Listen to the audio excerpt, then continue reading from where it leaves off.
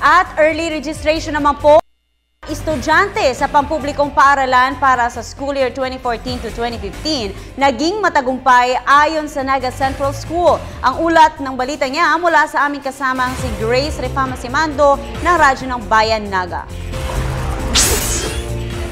Handang-handa na ang Naga City Central School upang tanggapin sa susunod na pasukan ang mga naiparehistro mga kabataang papasok para sa school year 2014-2015.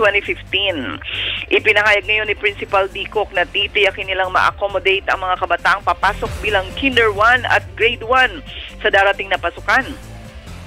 Mas handa daw ngayon ang Central School na tanggapin ang mas maraming enrollees dahil sa mga bagong classrooms na ipinagawa at mas maayos na mga silid-aralan. Pero pinaalalahanan ni Principal Dicok ang mga dayuhang magulang na sana ay maunawaan nila kung ang pagbibigyan muna ng priority ay ang mismong mga batang mula dito sa lungsod ng Naga.